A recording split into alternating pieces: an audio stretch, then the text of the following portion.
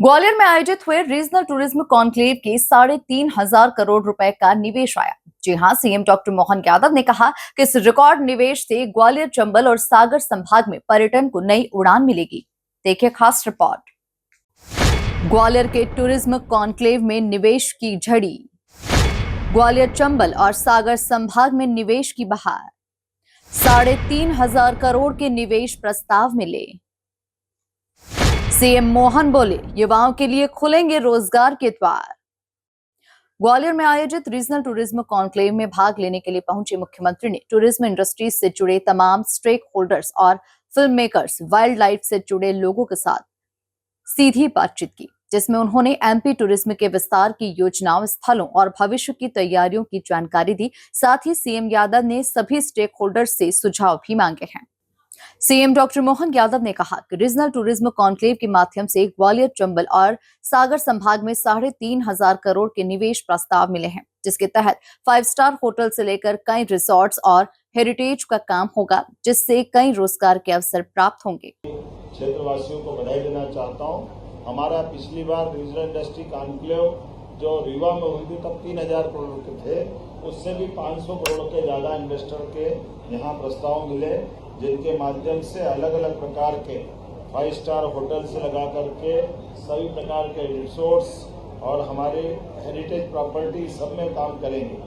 Regional industry conclave का उद्देश्य ही पर्यटन क्षेत्र में हितधारकों जैसे होटल मालिकों, रिसोर्ट्स मालिकों, परिवहन ऑपरेटरों, ट्रेवल एंड टूर ऑपरेटरों के अपने पर्यटन उत्पादों के प्रचार प्रसार की व्यावसायिक चर्चा हेतु एक मंच प्रदान करने का इसका प्रमुख उद्देश्य था। वहीं उन्होंने कहा कि हमने पर्यटन में डिजिटल पहल को अपनाया, जहां एमपी का टूरिज्म सेंटर देश में सबसे तेज उड़ान भर रहा है। ग्वालियर किले के लिए 100 करोड़ सीएसआर फंड के माध्यम से विकसित किया जाएगा। संगीत विश्वविद्यालय के लिए 50 करोड़, जिवाजी विश्वविद्यालय को लेकर विकास के निर्णय किए गए। वहीं उन्होंने कई अन्य करोड़ों के निवेश प्रस्ताव की जानकारी भी दी। आज जब मैं प्रधानमंत्री जी ने डिजिटल इंडिया की बात कही है, तो हमने पर्यटन में भी डिजिटल पहलों को अपनाया है।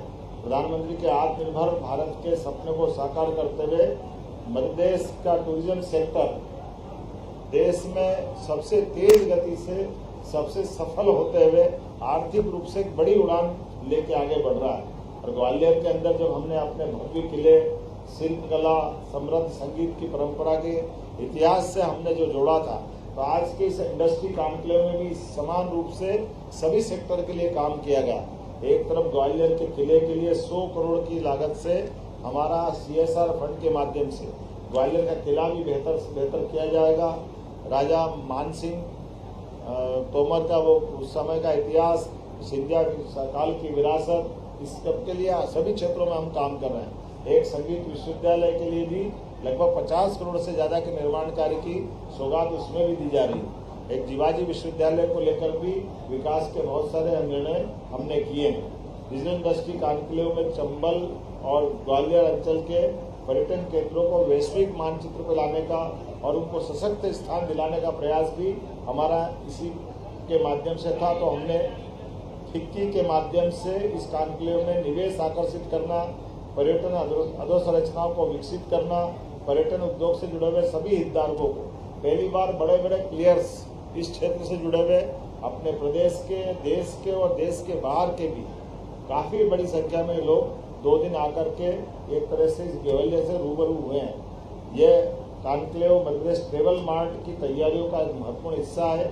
जिसके माध्यम से आने वाले समय में हम 11 से 13 अक्टूबर तक एक बड़ा आयोजन फिर करने वाले हैं। रीवा में 26-27 जुलाई को रीजनल टूरिज्म कॉन्क्लेव हमने की थी, जिसमें 3,000 करोड़ के, जैसे मैंने पहले उल्लेख किया, इसका उल्लेख आया था।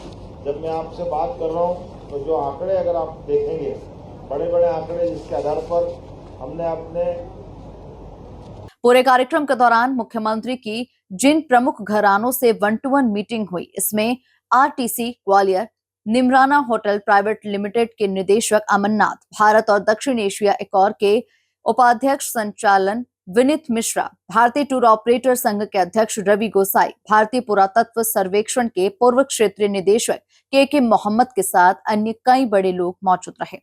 Bureau report, MP news, Gwalior.